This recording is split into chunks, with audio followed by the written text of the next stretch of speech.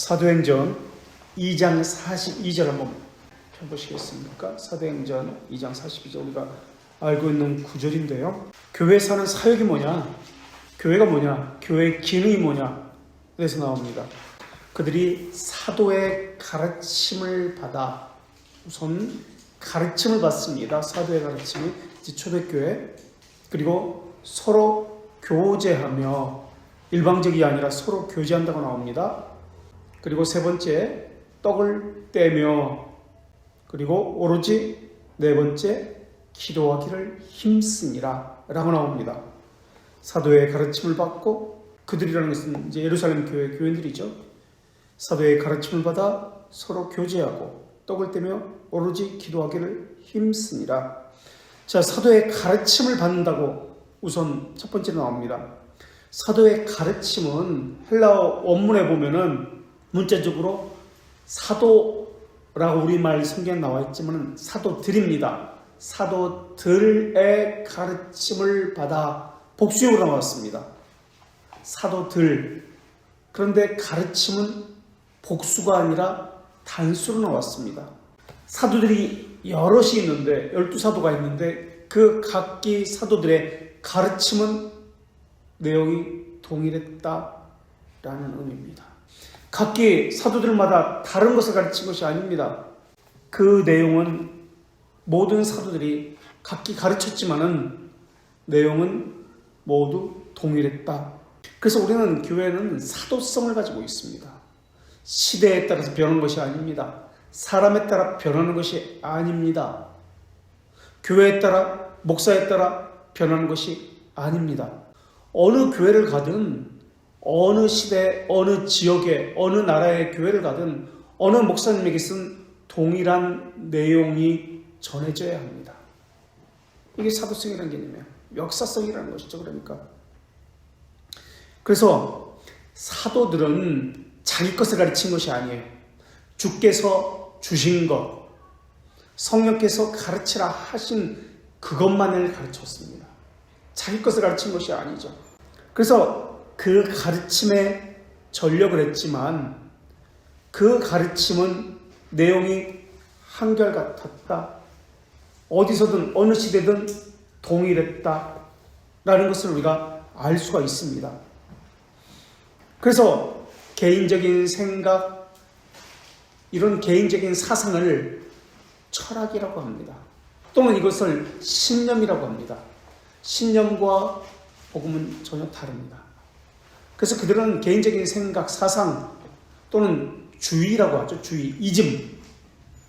우리 개혁주의라는 말씀은 안 된다고 말씀드렸죠. 개혁주의. 개혁주의는 이즘입니다. 그러니까 개인의 사상이에요. 어떤 신학자들의 주장입니다. 그것이 아니라 우리는 진리를 가르치고 배우는 자이기 때문에 하나님 말씀, 이 진리는 언제나 동일합니다. 사람에 따라서 달라지는 것이 아닙니다. 사상이 아니기 때문에 그렇습니다. 신념이 아니기 때문에 그렇습니다. 그래서 사도들이 가르친 것은 늘 지금까지 시대를 달리해서 교회와 지역과 사람과 민족을 달리한다 할지라도 그 내용은 동일하게 지금까지 왔습니다. 라는 것이죠. 그래서 개혁신앙은 사람이나 그 사람의 환경, 그 시대의 사회적 배경을 고려하지 않는다는 말보다도 반영하지 않는다라는 말이 좋겠죠. 그것에 치우치지 않습니다. 늘 한결같습니다. 이게 개혁신학이에요. 진리를 따르니까 우리 모든 교회의 출발은 사도들의 가르침에 있다. 앞에서 다 앉아주세요. 앞에서. 그래야 나중에 오시는 분들이 뒤에 앉을 수 있으니까 항상 배려하는 거예요. 그게. 개혁교회 가르침의 주체는 사람이 아닙니다. 교회도 아닙니다. 그래서 변경되지 않습니다. 바꾸는 것이 아니라 내가 무엇을 바꾸는 것이 아닙니다. 교회가 무엇을 바꾸는 것이 아닙니다. 내가 바뀌는 것입니다. 교회가 바뀌는 겁니다. 그래서 항상 주체가 아니라 객체입니다. 수동적입니다. 진리가 주체입니다. 그래서 진리에 의해서 우리가 바뀌는 것, 이게 개혁신앙입니다. 자, 그래서 사도들의 가르침이라고 할 때 이 가르침은 교훈이라고도 하고 도라고도 하고 교리라고도 그렇게 사용합니다. 사도행전 2장 42절을 우리가 계속해서 보고 있는데요. 교회의 4가지 기능, 교회에서 하는 일이 무엇인지를 지금 살피고 있습니다. 그래서 첫 번째 사도의 가르침, 사도들, 정확히 원문에서는 사도들 복수형으로 씁니다. 가르침은 단수입니다.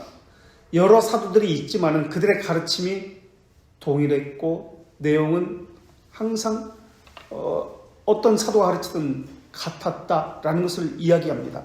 두 번째가 뭐죠? 서로 교제하며 라고 나옵니다. 가르침에 의해서 나오는 것이 서로 교제라고 나옵니다. 성도가 서로 교통하는 것과 어떤 분의 사역이죠? 우리가 사도신경이나 맞죠? 사도신경. 네, 이렇게 고백을 하잖아요. 성도가 서로 교제하는 것. 그 사도신경의 맥을 보면은 그 뼈대가 어떤 구조로 되어 있죠? 처음에는 어떤 구조로 되어 있죠? 사도신경 구조? 세 구조가 되어 있잖아요. 어떤 구조로 되어 있어요? 사도신경 구조. 사도신경의 핵심 뼈대가 뭐예요? 사도신경의 뼈대. 골격. 네? 반응 거 기지 아니야? 그러니까 사도신경의 뼈대. 3가지 뼈대가 있잖아요. 창조주 하나님. 창조주 하나님에 대해서 이야기하고, 그 다음 구속주 하나님, 그 다음에 성령 하나님. 교회는 성령 하나님의 사역으로서 성도의 교제가 성령 하나님의 사역이라는 것을 이야기합니다. 그러면 성도의 교제가 뭔가? 서로 교제함이라고 했습니다. 일방적으로 하는 것이 아니라 서로가 서로에게 교제한다고 했습니다. 가르침에 이어서 바르게 배우는 것에 이어서 그 다음이라는 말보다도 하여튼 중요한 것은 서로가 교제하는 것입니다. 가르침을 가지고 바르게 배운 것을 가지고 서로가 나누고 격려하고 위로하고 하는 것, 이게 교제입니다. 이게 교회의 기본 요소입니다. 그래서 교회는 이것이 반드시 있어야 합니다. 첫째는 교리를 가르치고 배우는 것. 두 번째는 이것을 가지고 성도의 교제가 있어야 하는 것. 이때 성도의 교제라고 할 때 이 성도의 교제는 영적인 것, 정신적인 것, 이것만 가지고 이야기하는 게 아니에요. 말씀을 나누는 것이 물론 전제됩니다만은 물질적인 이러한 교제를 포함합니다. 육과 영에 관한 모든 교제를 나누는 것을 포함합니다. 그래서 교제라는 단어는 코이노니아라는 단어로 쓰고 있는데요. 이 단어는 신약에서 사귀다라는 단어로서도 번역이 되었고요. 헌금이라는 단어로도 번역이 되었습니다. 그래서 로마서 15장 26절 같은 경우는 헌금이라는 개념으로 번역되었고, 고린도 후서 6장 14절에서는 이제 사귀다라는, 서로가 서로를 사귀다라는 개념으로 번역되었습니다. 그러니까 코이노니아라는 이 단어는, 교제라는 단어는 우리처럼 생각하는 그런 교제의 개념이 아니에요. 그걸 뛰어넘어요. 무언가 서로를 나누는 개념, 그런 개념이에요. 교회는 우선은 같은 신앙의 고백을 합니다. 같은 믿음의 내용을 가지고 있습니다. 사도들의 가르침에 의해서 같은 믿음을, 같은 고백을, 같은 신앙의 내용을 가지고 있다는 것이 이미 첫 번째 나왔죠. 이게 교회예요, 우선은. 그리고 이것을 서로가 서로에게 나누는데 물질적으로도 함께 살피고 돕고 하는 것이 교제입니다. 성도의 교제입니다. 그래서 물질적으로도 서로 도왔습니다. 가난한 자가 교회 가운데 고아라든지 가부라든지 나그네라든지 교회에 가난한 자가 있을 때 교회는 그것을 책임져야 했습니다. 그것을 위해서 필요했던 것이 11조라는 거예요. 첫 번째는 가르침, 두 번째는 서로를 교제하는 것. 그래서 물질로 서로 돕는 것. 저 사람이 어렵고 힘든 것은 내가 돕지 않았기 때문에 그래. 내 책임이에요. 우리 책임이에요. 교회는 반드시 이것에 대해서 구제를 하도록 하게 되어 있습니다. 이게 교회예요. 구제를 하지 않는다? 이건 교회로서 서로 교제한다는 개념을 하지 않는 것이죠. 그러니까 교회 하는 사역, 교회로서 자기 정체성 4가지 가운데 이 두 번째 거, 교제한다는 것. 성도의 필요성에 대해서 무관심하지 않습니다. 서로 지체의 필요성에 대해서 관심을 가졌습니다. 그래서 우리라는 개념을 항상 우리는 기억해야 돼요. 죄가, 타락이 대표적인 것이 무엇이라고 했죠? 타락은 항상 무엇을 추구한다고요? 타락의 정체. 타락은, 죄는 어거스틴은 이것이라고 얘기했습니다. 우리라는 개념이 아니라 뭐죠? 우리가 아니라 항상 죄는, 타락이 추구하는 것은 극단적 이기심. 어거스틴의 극단적 이기심.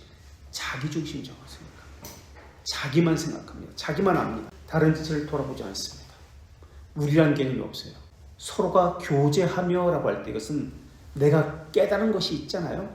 내가 깨달은 것이 있고 저 사람이 깨달은 것이 각기 달라요. 같은 말씀을 들어도 각기 달라요. 한 번 들을 때 다르고 또 2번 들을 때 다르고 3번 들을 때 달라요. 성령께서 그렇게 역사하시기 때문에 이 깨달음에 대해서 내가 이러한 하나님에 대해서 만났다. 이런 하나님의 속성에 대해서 서로가 서로에게 나누고 난 이렇게 하나님을 만났다. 이런 하나님에 대해서 배웠다. 깨달았다. 서로가 서로에게 그랬구나. 이런 관점이 있구나. 서로가 배우는 거예요. 이게 성도의 교제예요. 그래서 우리는 카페에 글을 올려서 서로가 거기서 댓글도 달고 그렇습니까? 서로가 서로의 만난 하나님에 대해서 배우게 하는 거. 이게 성도의 교제예요. 그리고 물질적으로 서로 돕고 지금 우리 교회는 그렇게 하고 있죠. 그래서 반드시입니다. 이것은 성도로서 구제는 반드시 해야 돼요. 어렵고 힘든 사람들을 위해서 도와줘야 돼요. 이게 우리라는 개념이에요. 왜 하나님께서 그렇다면 그 사람을 가난하게 하실까? 왜 어렵게 하실까? 환경의 어려움을 왜 그에게 주셨을까? 그리고 왜 우리 곁에, 우리 교인들 가운데 그런 어려운 사람을 보내주셨을까?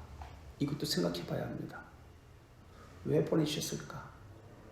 우리가 그 애를 책임지고 함께 돌보라는 개념으로서 보내주신 거예요. 우리가 받은 은혜를 그들에게 함께 나누어 주라고 그렇게 보내주신 거예요. 그래서 구약 성경에 보면은 밭이나 어떤 추수를 할 때 끝까지 하지 말라고 그랬어요. 왜냐하면 가난한 사람들을 위해서 두라고 했습니다. 이런 정신이 신약에도 그대로 흘러와서 구제하고 선교하고 하는 것들을 여전히 합니다. 우리 역시 교회로서 교회가 무엇이냐 할 때 구제하는 공동체라는 것을 분명히 해야 합니다. 신자도 마찬가지예요. 내가 그리스도인이다, 신자다. 그러면 구제에 참여하고 있다는 것이 분명히 해야 합니다. 그러나 구제사역의 주체는 하나님입니다. 우리가 아니에요. 내가 온전하고자 할진대 마태복음 9장 21절에 나옵니다.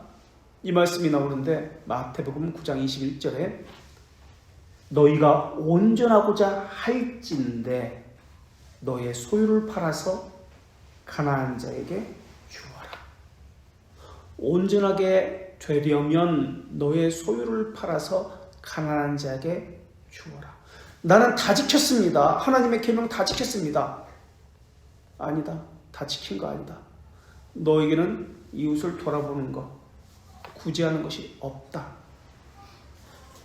온전하게 되려면 이웃을 살펴라. 가난한 자에게 도와줘라. 라고 하십니다. 하나님이 주신 은혜에 대해서 이웃에게 가난한 자에게 갚는 것을, 소자에게 어린아이에게 물 한 잔 주는 것을 하나님은 하나님에게 하신 행위로 그렇게 기억하고 계십니다. 하나님이 주신 은혜를 이웃에게, 가까이 있는 지체에게 흘러가게 해야 합니다. 그게 11조의 정신이에요. 11조의 정신. 11조는 우리는 폐지했다고 생각합니다. 그 정신까지 폐지했다고요? 아닙니다. 그대로 남아있어요. 이 도덕법이기 때문에, 양심법이기 때문에 율법으로서의 의식법은, 전리법은 폐지가 되었을지 모르지만 이 양심법, 도덕법은 폐지가 된 것이 아니에요. 평균케 하는 일을 위해서 하나님께서 주신 것이에요. 그것은 많은 자는 많이 내고, 그리고 없는 자에게 이것을 덜어서 주어서 평균케 하는 거예요. 우리 모두가 함께 더불어 어려움 없이 살게 하는 것, 이게 성도의 교제예요. 영적으로도 물질적으로도 이것을 우리가 하고 있느냐, 이걸 봐야 돼요. 그게 성도로서요, 또는 교회로서 사역, 자기 정체성입니다. 이것이 없다면 교회가 아니다라고 말을 하기는 좀 그렇지만은 하여튼 자기 일을 하지 못하는 거예요. 교회로서 자기 일을 하지 못하는 거예요. 자, 그 다음에 나오는 것이 떡을 떼며입니다. 떡을 뗀다는 것은 뭐예요? 뭘 말하죠? 성찬을 이야기하죠. 우리말 성경에서는 떡을 떼며 오로지 기도하기를 힘쓰니라. 그래서 오로지 기도하는 것에, 기도만 오로지 하는 것에 이렇게 나와 있는데 그런 뜻이 아니에요. 이 오로지는 가르침을 받는 것에, 교제하는 것에, 떡을 떼는 것에, 기도하는 것에 오로지 이것에만 힘쓴다는 개념으로 그렇게 되어 있습니다. 그리고 이것은 어디에 종속되었다는 뜻이 아니에요. 그리고로 모두가 동격이라는 개념으로서 그렇게 사용합니다.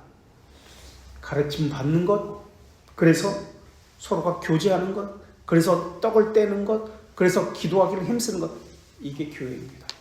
우리 교회 가운데 이 네 가지 것이 과연 제대로 이루어지고 있는가? 내 신앙에 있어서 이 네 가지 것이 제대로 이루어지고 있는가? 이것을 봐야 합니다. 이게 교회의 정체성이기 때문에, 교회 사역이기 때문에 그렇습니다. 다른 거 아니요. 다른 것은 안 해도 좋습니다. 그거 안 해도 교회입니다. 그러나 이 네 가지 가운데 어떤 거 하나도 없으면 교회라고 불릴 수는 있겠지만 교회로서 자기의 존재에 대해서 바르게 하지 못하다는 뜻입니다. 가르침을 받아 서로 교제하고 떡을 떼고 오로지 기도하기를 힘씁니다. 그렇다면 떡을 뗀다는 개념은 무엇일까요? 그냥 떡을 떼는 것, 성찬에 참여한다는 뜻인가요? 떡을 뗀다는 것은 무엇일까요? 무슨 뜻이죠? 떡을 떼는 것, 성찬의 의미가 무슨 뜻이죠? 성찬에서는 헌금을 반드시 합니다. 헌상이라고 하죠. 우리는 보통 이제 우리가 헌금을 안 배웠으니까 헌상이라고 합니다. 드리는 것, 자신의 모든 것을 드리는 것, 헌상이라 할 때 헌금을 하는데, 성찬에서는 반드시 헌금을 해서 이 성찬에 드리는 헌금은 무엇을 위한 헌금이다? 구제를 위한 헌금이에요. 온전히 그것은. 그래서 성찬은 반드시 구제 헌금이 있어야 돼요. 그래서 신약에서도 보면은 그 남은 음식을 가지고 가난한 자들, 어려운 상황에 처한 사람들을 찾아가 가지고 집사들이 하는 겁니다. 이것은 집사들이. 그래서 그들을 섬겼습니다. 이게 성찬의 정신이에요. 우리 구제 헌금을 합니다. 성찬에 반드시 누구든지 해야 합니다. 자, 떡을 뗀다는 것은 무슨 의미일까요? 성찬은 어떤 의미예요? 우리가 안 배웠나? 성찬은, 세례는 한 단어로 어떤 의미죠? 심각하게 안 배웠어요? 세례는 칭이라는 개념이라면 성찬은 성화라는 개념이에요. 쉽게 말하면 죄들의 용서에 대한 법정적 선언, 확인, 이것이 칭이라면 실제 죄를 굴복하는 것이 성화입니다. 칭의와 성화의 차이점이 그거예요. 칭의는 실제 죄가 굴복하는 것이 아닙니다. 내 안에서. 그러나 성화는 실제 죄가 내 안에서 제거되고 굴복되어지는 것이에요. 칭의는 그저 법정적으로만 너의 죄가 사라졌다는 게 아니라 덮여졌다, 가려졌다, 없다고 여겨진다라는 개념이라면 실제 죄는 그대로 남아 있습니다. 그러나 이 성화에서는 이 죄가 실제로 없어지는 거예요. 그래서 세례에서는 죄들의 용서에 대한 그 선언, 법정적 선언, 칭의를 받았다면 성찬에서는 죄를 죽이고 있습니다 하는 것이 나타나야 돼요. 확인되어져야 합니다.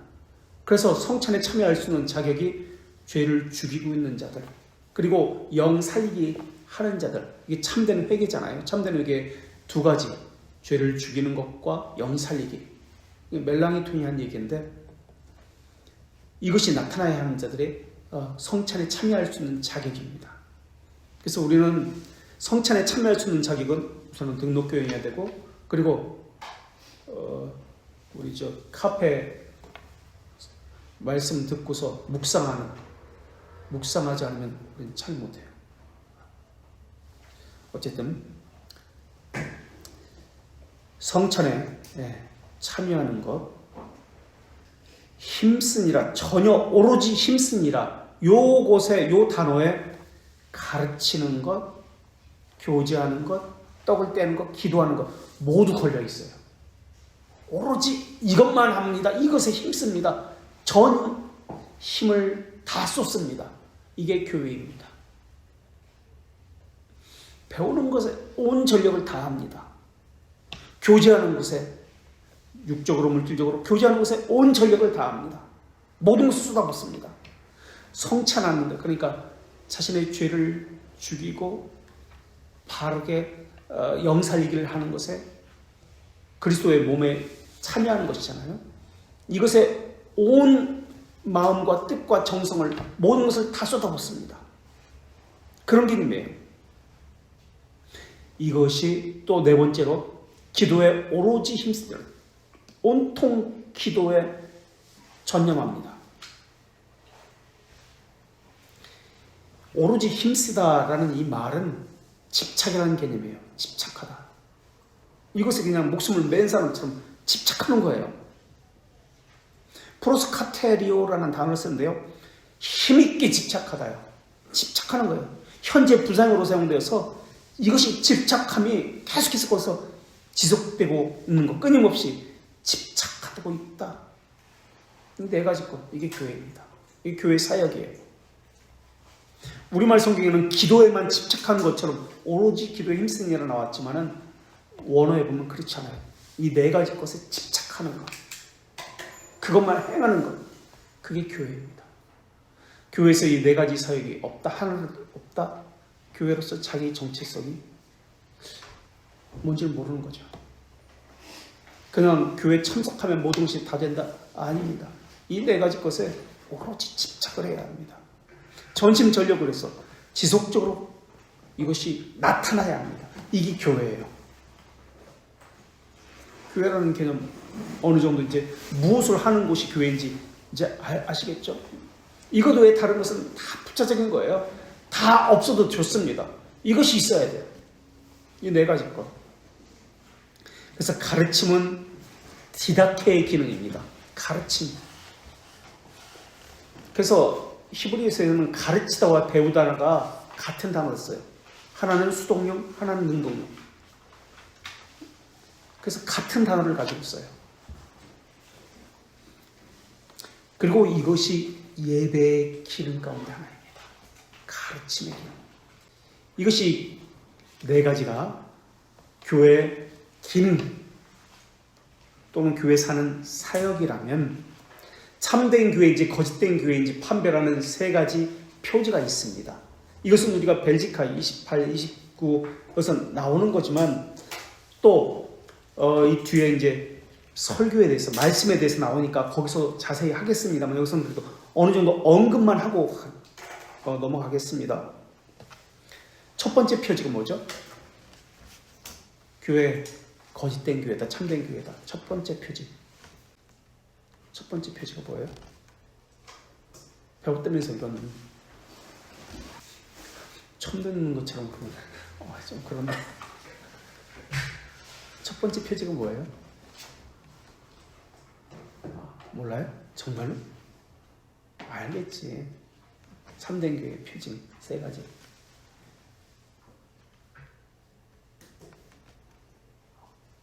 벨지카도 배웠다며.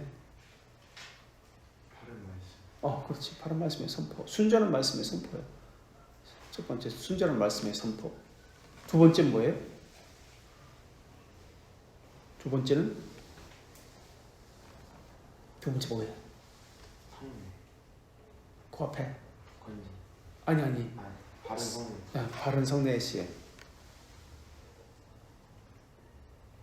세 번째는? 권진이 말씀하셨죠? 성례는 세례와 성찬이 있습니다. 그래서 이것을 아까 잠시 이야기했죠. 이것을 예수님께서 다시 오실 때까지, 재림할 때까지 행하여 나를 기념하라 라고 했습니다. 친히 제정하신 것이 세례와 성찬입니다. 예수님의 명령이에요. 세 번째는 권징입니다. 권징을 왜 하는 거죠? 그 권징 있는 교회 보셨어요? 기강을 세우기 위해서입니다. 그러니까 교회의 순결성을 유지하기 위해서입니다. 말씀이, 진리의 말씀이 바르게 시행되게 하기 위해서입니다.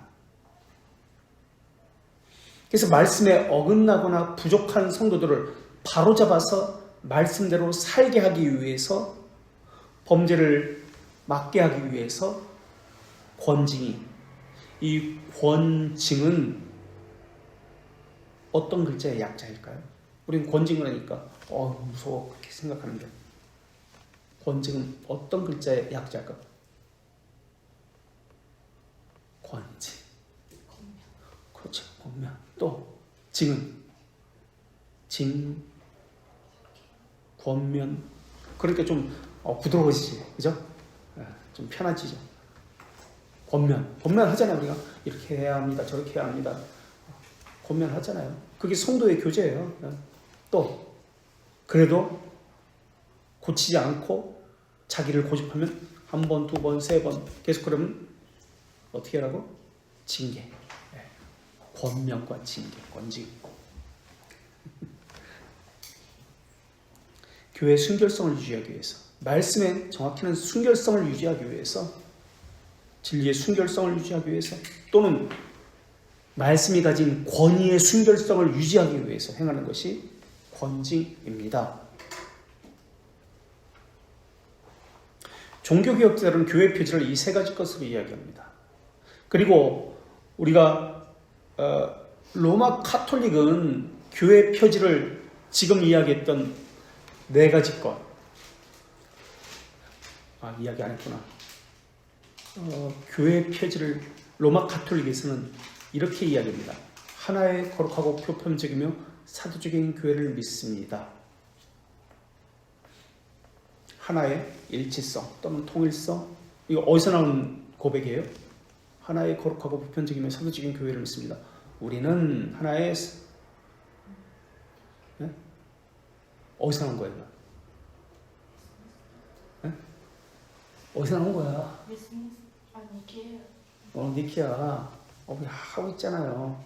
그냥 아직 안 배웠으니까 의미도 모르고 그냥 주문 외우듯이 따라 하는구나.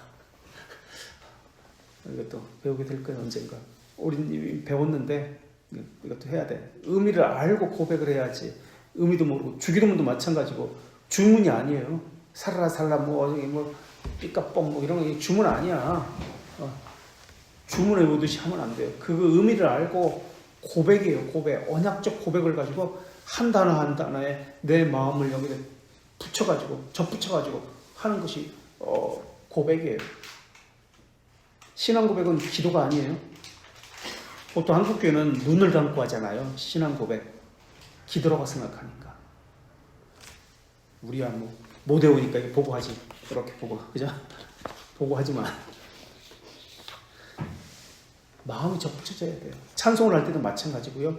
고백적인 요소가 있기 때문에 찬송도, 기도도 물론 마찬가지고 고백적인 요소가 있기 때문에 한 단어 한 단어에 내 마음과 영혼, 뜻과 정성을 다 붙여가지고 이 고백을 해야 돼요. 이게 신앙 고백이에요. 그래서 눈을 감고 신앙 고백을 할 때 더 집중이 된다면 오케이. 상관없어요. 눈을 뜨든 눈을 감든 전혀 상관이 없어요. 근데 눈을 감는 이유가 기도라는 개념으로 한다면 그것은 잘못됐다. 좀 오류가 있다라는 것을 말씀드리는 거예요. 자, 어쨌든 어디에 나오죠? 우리 니케아 신경 하나의 거룩하고 보편적인 사도 중에 4가지 것이 나왔습니다. 그죠? 말고 또 어디에 나와요? 니케아 콘스탄티노플 신조 말고 원래 니케아 신조에는 3가지 것만 나옵니다. 하나의 거룩하고 보편적이며 사도적인 교회를 믿습니다. 그 325년에 최초의 범정교회가 있었는 니케아에서 교회의 속성이 일치성 또는 통일성, 거룩성, 사도성이라고 했습니다. 게다가 2차 범정교회의 381년에 콘스탄티노플 회의에서 보편성이 추가됩니다. 그래서 하나의 거룩하고 보편적이면 사도적인 교회를 믿습니다라고 고백한 거예요. 그래서 로마 카톨릭에서는 이것을 교회의 표지다라고 이야기합니다. 근데 우리는 교회의 표지를 이렇게 이야기하지 않습니다. 또 어디에 교회에 대한 고백이 나오죠? 이런 비슷한 고백. 근데 4가지 것이 안 나오고 2가지 것만 나옵니다. 거기에는. 어디에 나올까? 우리가 믿는 것은 교회에 대해서 무엇이죠? 우리 뭘 믿죠? 어떤 교회를 믿죠? 우리가 어떤 교회 믿어요? 우리가 믿는 교회는 어떤 교회예요? 사도신경에서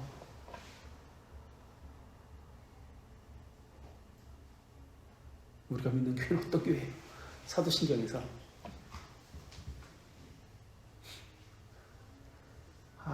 미워할 수가 없네.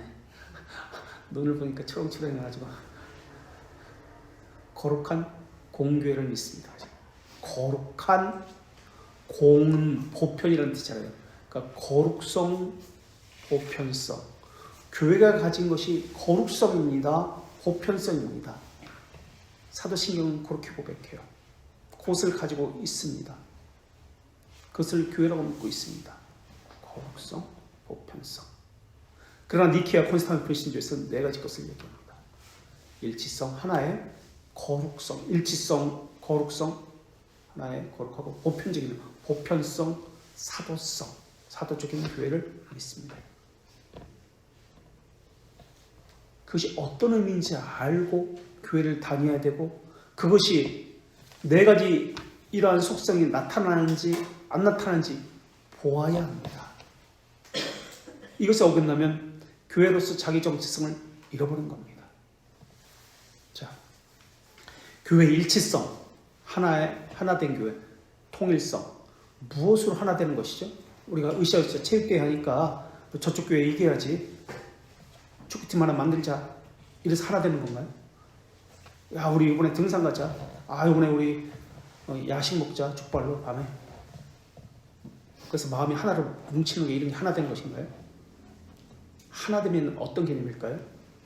무엇에 대해 하나된 일치성, 통일성이에요? 교회를 이야기할 때 교회의 머리는 그리스도, 그리고 우리는 지체다. 지체라는 것은 동등하다, 모두 형제 자매다, 가족이다, 우리라는 개념을 가지고 있습니다. 그래서 그리스도께서 머리로 하는 우리는 하나됨을 이야기합니다. 나만이 아니에요. 우리라는 개념 속에서 나만, 이기심을 가지고 내 중심만 생각하는 거 아니에요. 서로를 배려하고 서로를 살피고 우리가 함께라는 개념이에요. 이게 교회라는 개념이에요. 그리고 우리의 사도행전 아까 2장 42절에서 처음에 했지만은 사도의 가르침을 받아 예수 그리스도께서 가르치신 그 교훈을 따라, 그 말씀을 따라 순종하고 이것을 우리의 지침과 표준으로 삼아서 그대로 행하기를 기뻐하는 것. 하나의 동일한 믿음을 가지고 있는 것. 이게 일치성입니다. 그래서 한국교회가 그런가요? 솔직히. 지금도 사실 우리끼리지만은 물어보면은 각기 믿는 바가 다 다를 거예요. 성화에 대해서 어떻게 생각합니까? 성령님에 대해서 어떻게 생각합니까? 각기 물어보면 각기 다른 대답들이 나올 거야. 믿음의 내용이 달라요. 같은 교회 다니면서도. 일치성이 아니죠. 다른 것을 서로가 각자가 믿는 것이죠. 그래서 우리는 신앙 고백서와 교리문답서를 가지고 있습니다. 우리의 믿음을 그것을 통해서 점검하고 바르게 세우기 위해서. 피로 그리스도께서 우리를 사셨기 때문에 이 지체들은 유기적으로 그리스도의 몸을 머리로 하는 그리스도를 중심으로 한 몸을 이루었습니다. 그래서 일치성을 가지고 있습니다. 그렇기 때문에 둘이나 셋이 될 수 없습니다. 하나의 교회입니다. 이 기원은 그리스도입니다. 그래서 내 교회가 아니고 내 교회라는 개념은 잘못된 개념이에요. 보편적인 교회라는 개념을 가져야 돼요. 우리 교회다. 그러니까 내가 다니는 교회, 물론 내가 다니는 교회는 내 교회지만은 내 교회가 아니라 저쪽 교회도 우리 교회다. 같은 믿음의 고백을 하면 저 교회도 우리 교회다라는 개념을 가지고 있어야 돼요. 내 교회만 살피는 것이 아니라 좀 더 지경을 넓혀서 저쪽 교회도 살펴야 돼요. 그 형편이 어떤지, 어려운지, 힘든지 이거 살펴야 돼요. 이게 교회가 하는 일이에요. 나만 이런 개념을 가지면 안 돼요. 그 교회도 예수 그리스도를 머리로 하는 교회이기 때문에 그래요. 그래서 같은 지체예요. 획일성은 아닙니다. 천편일률적으로 모두 똑같이 해야 된다. 획일성을 이야기하는 것은 아닙니다. 획일성은 이단의 특징입니다. 이단은 반드시 교주가 있고요. 머리가 있습니다. 그러니까 예수 그리스도가 아니고 사람이 머리죠. 그래서 그 사람과 계급에 의해서 종속됩니다. 교주가 없이는 초대형 교회가 사실은 생길 수가 없어요. 물론 중소교회도 소위 말하는 개척교회도 그런 것이 없잖아 있기는 합니다만은 예수 그리스도에게 권력이 집중되고 권위가 있는 것이 아니라 어떤 사람이나 어떤 집단에게 권위와 어떤 권력이 집중된다면 그것은 잘못된 거죠. 정상적인 기독교 신앙이 아니에요. 그리스도만이 우리의 유일한 권위고 우리를 하나로 묶는 끈입니다. 그래서 우리는 이렇게 고백해요. 그 교회의 하나된 일치성을 한 주, 한 믿음, 한 성령, 한 소망, 한 아버지라고 고백을 합니다. 그래서 진리에 있어서는 다른 소리를 할 수가 없어요. 다른 내용을 말할 수가 없어요. 믿는 믿음의 내용이 다르면 하나의 교회가 아닙니다. 그래서 신방 가서 장로들이 하는 것은 이런 것에서 질문하는 거예요. 신방은 성찬 전에 이자가 바른 교리를 가지고 있는지 성찬에 참여할 수 있는지 그렇지 않은지 점검하는 거예요. 그래서 장로가 그래서 이 성찬을 주관하는 거예요. 장로회에서. 그래서 신방 다니면서 어떻게 신앙생활을 하고 있는지 교리적으로 어떻게 이해하고 있는지 질문하고 잘못된 것을 고쳐주고 또 장로만 가는 거 아니에요? 집사도 같이 가야 돼요. 왜? 집사가 하는 일이 뭐죠? 왜 장로만 안 가고 집사도 함께 가야 되나요? 집사가 하는 일은 성찬 전에 함께 신방을 다닙니다. 장로는 영적인 것을 살피고 오류가 있는지 신앙은 바르게 하는지 살피는 것이고 집사는 성찬 관련해서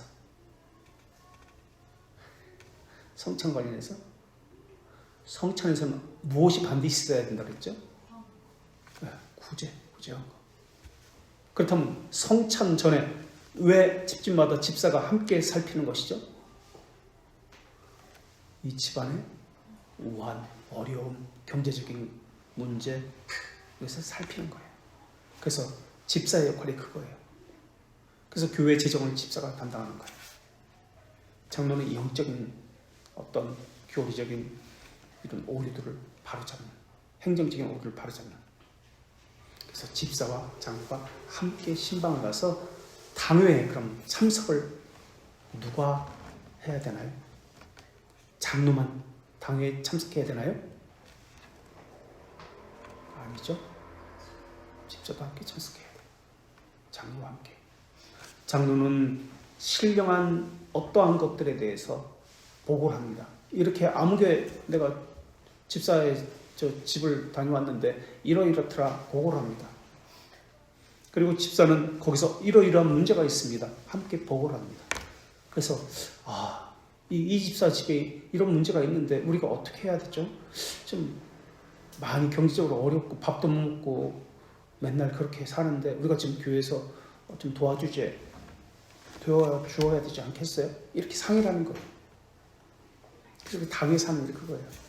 자기들끼리 돈 문제 가지고 싸우고 뭐 저 사람 내 편 줘라. 내가 전도위원회인데 전도위원회 소속으로 저 사람 꼭 줘야 된다. 나는 재정위원회인데 저 사람 꼭 내 편에 줘야 된다. 이렇게 싸우는 거 아니에요. 자, 교회 일치성, 그 다음에 교회의 거룩성입니다. 하나의 거룩하고 거룩성. 이건 구별이라는 뜻이에요. 거룩성은 구별이라는 뜻입니다. 하나님의 뜻대로 순종합니다. 라는 개념입니다. 교회는 하나님의 택하신 백성들의 모임입니다. 세상에 살고 있지만은 세상에서 구별되어서 불러내어진 백성입니다. 그래서 교회는 세상과는 다른 구별된 모습을 가지고 있어야 됩니다. 그리고 성도들 개개인이 하나님을 모신 성전입니다. 세상과 구별되지만은 그러나 분리되지 않습니다. 세상에 두셨습니다. 그런데 교회 역사를 보면 세상과 분리하는 사람들이 나타났습니다. 그렇다면 교회를 하나님께서는 산속 깊은 곳에 세우셔야 하는데 시내에 두셨습니다. 로마 시내에 로마 교회를 세우셨습니다. 에베소, 고린도 이런 타락한 문화 그 복판에 교회가 세워졌습니다. 왜 그곳에 세웠을까요?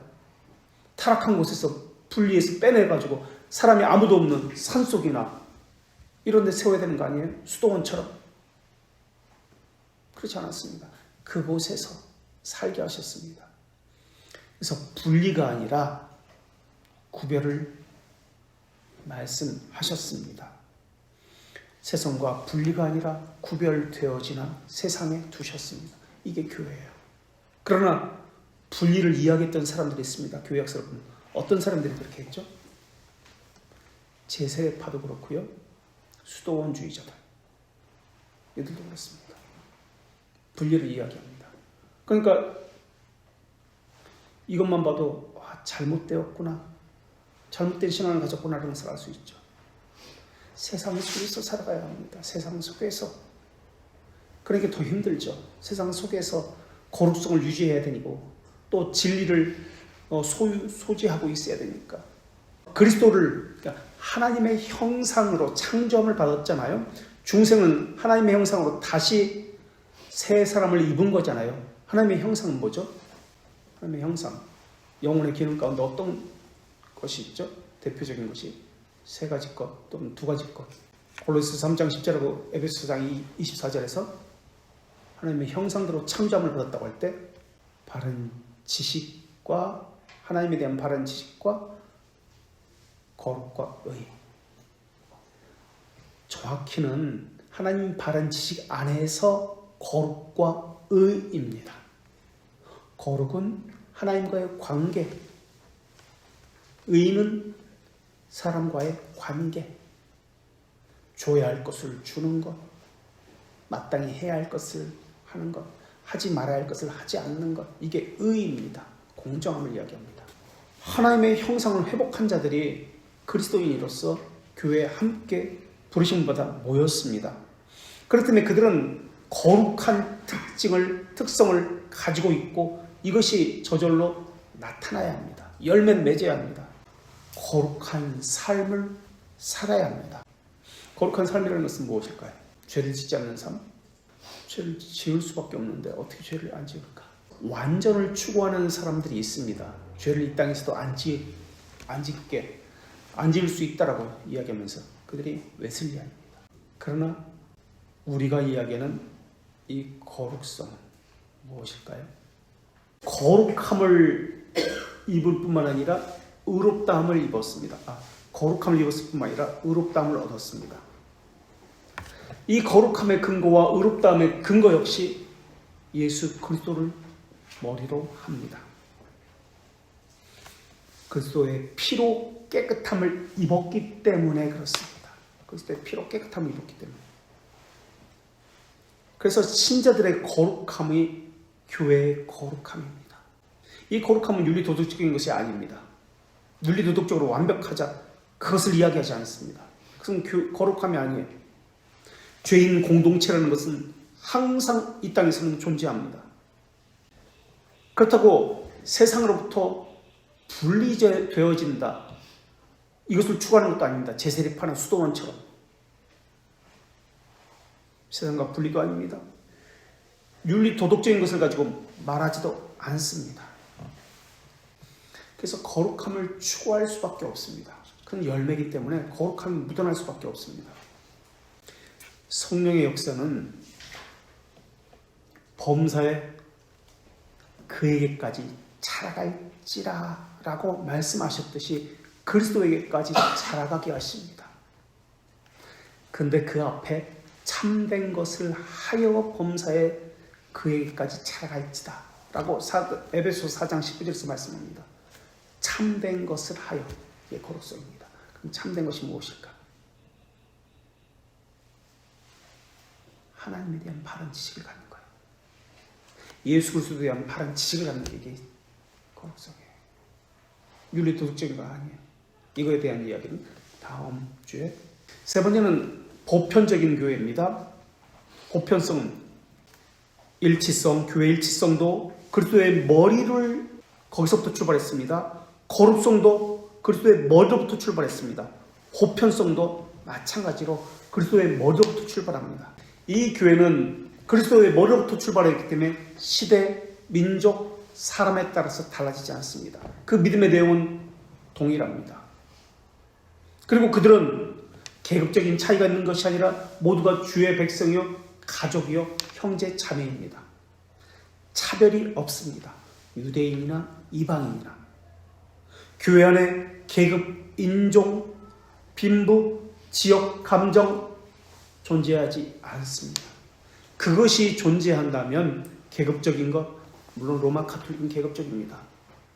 사제 이렇게 계급이 7개, 봉건제도처럼 7가지로 나누죠. 그렇다면 우리에게는 이 직분은 무엇입니까? 집사가 있고 장로가 있고 뭐가 있고 이렇게, 이것은 무엇입니까? 계급이 아니라 이것은 직무입니다. 직무.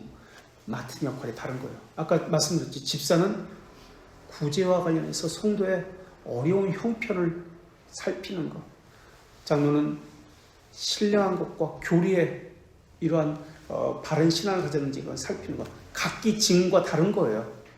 이것은 계급적이지 않습니다. 동등합니다. 그런데 한국교회는 이것을 계급적으로 생각합니다. 어떻게 투표하죠? 장로 투표할 때 일반 신자가, 예를 들어서 신형제가 바로 장로가 될 수 있나요? 불가능하죠. 왜 그렇죠? 안수 집사에서 장로가 되잖아요. 서리 집사했다가 안수 집사했다가 차곡차곡 올라가잖아요. 왜 그래야 돼요? 그게 성경적이에요? 아니요, 비성경적이에요. 그 로마 가톨릭 방식이에요. 그런데 그렇게 하고 있어요. 우리는 계급적이 아닙니다. 장로의 그 자격을 보면 자녀가 부모에게 순종하고 바른 신앙을 가져야 되고 이런 것들이 나와요. 거기 합당하면 되는 거예요. 황신형제 같은 경우는 안수집사 건너뛰고 서리집사 건너뛰고 바로 장로가 될 수 있어요. 그래, 석재형제가 장로가 바로 될 수 있어요. 그래서 장로 했다가 난 너무 힘들어서 못하겠습니다. 장로라는 것은 다 그만두고 그걸 집중해야 돼요. 전적으로 거기에 집중해서 신방을 해야 되니까 얼마나 많은 일들을 하는지 모르죠. 그러니까 힘들어서 못하겠습니다. 그러면 장로가 됐다가 일반 신자로 오는 거예요. 그럼 다른 사람이 항존직이라는 것은 사람이 항존직이 아니에요. 직무가 항존이지. 근데 우리는 죽어서도 장로 아무개, 목사 아무개 이렇게 묘비에 쓰잖아요. 성경적이 아니에요. 그 직분, 그들이 하는 그 일이 예수님 오실 때까지 영원하고 그때까지 계속되어진다는 개념이지 그 사람 자체가 죽어서도 장로라는 개념이 아니에요. 언제든지 그래서 외국에서는 그만둘 수 있어요. 2년 또는 3년 이렇게 재심 투표해서 다른 사람이 되기도 하고 자신 스스로 내려오기도 하고 장로직은 계속 있지만은 그 사람 자체가 장로로서 계속 있는 것은 아니에요. 교회 내에서 차별이 없습니다. 계급적으로도 여러 가지로 인종, 지역.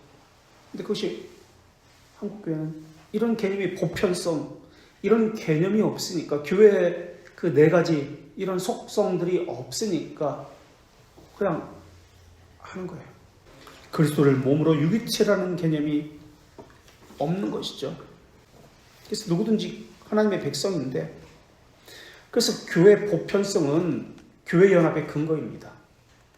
그래서 두세 사람이 있는 곳에 그것이 어디든 어떤 사람이든 교회는 존재합니다. 그리스도를 나의 구주라고 고백하는 그곳에 교회가 세워집니다. 그래서 교회의 보편성은 교회의 파편성, 특수성, 개별성을 거부합니다.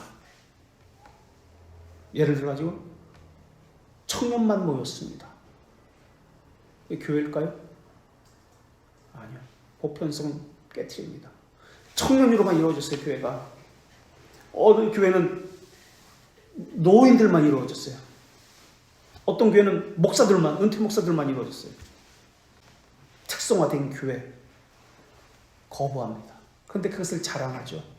우리 교회는 이것이 대단해. 이것이 최고야.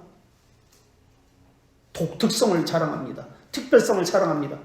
그것을 자랑하는 자체가 이 교회는 거짓 교회입니다. 라는 것을 스스로 자랑하는 거예요. 보편성을 해치는 겁니다. 헌데도 세상에서 제일 좋은 교회, 하나님이 세상에서 제일 사랑하는 교회가 우리 교회다 이렇게 이야기해요. 보편성을 깨치는 겁니다. 거짓 교회이기 때문에 그런 말 하는 거예요. 하나님 우리 교회를 사랑하시나요? 사랑하시지만 우리 교회만 사랑하신다는 그런 개념으로 기도하잖아요. 우리 목사님만 사랑하신다고 기도하잖아요. 아닙니다. 보편성을 깨트리는 거예요. 기능적으로 더 나은 교회가 있을 수 있습니다. 그러나 하나님은 동일하게 그리스도의 몸을 동일하게 사랑하십니다. 각 교회에 어떤 특성을 가지고 이야기하면 안 됩니다. 차등성을 가지고 이야기하면 안 됩니다. 양적으로나 질적으로나 보편적입니다. 동일합니다. 우리 교회 목사님이 세상에서 가장 훌륭하다고? 여러분은 물론 그렇게 할 줄로 믿습니다만은 그건 잘못된 거예요. 보편성을 깨트린 거예요. 보통 교회에서 기도할 때 장로인데 그런 경우도 간혹 있잖아요.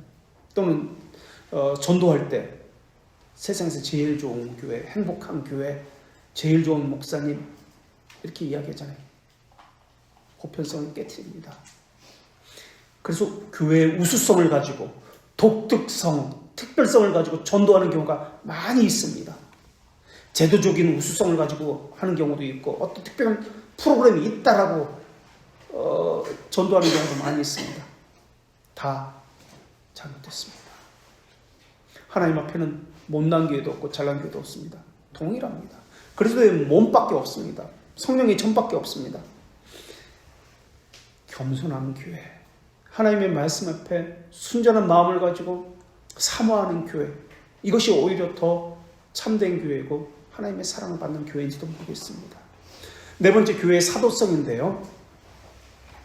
사도성이란 역사성을 이야기하는데 그리스도의 그 제자들이 사도잖아요. 사도들의 가르침 위에 세워져야 한다는 의미입니다. 우리가 아까 사도행전 2장 40절에서 사도의 가르침을 받아라고 배웠습니다. 그것은 자신들의 가르침이 아닙니다. 세상의 사상 아닙니다. 세상에서 보고 들은 어떤 철학적인 신념 그런 거 아닙니다. 그리스도의 말씀입니다. 그래서 복수용으로서 사도들 원어에는 이렇게 나왔지만 사도들의 가르침은 단수형이라고 그렇게 말씀드렸습니다. 그래서 여럿이 어느 시대나 다른 목사들이 수많은 사람들이 가르침하는 그 내용은 언제나 동일합니다. 사도성이고 보편성입니다. 성령께서 진리의 영이시기 때문에 성령께서 가르치시고 한결같은 민족과 시대를 초월한 진리의 말씀을 가르치기 때문에 그렇습니다. 사도들의 가르침을 기독교 교리라고 이야기합니다. 독트리나. 기독교 교리를 요약한 것, 체계를 세워서 한 것이 신앙 고백서와 교리 문답서입니다.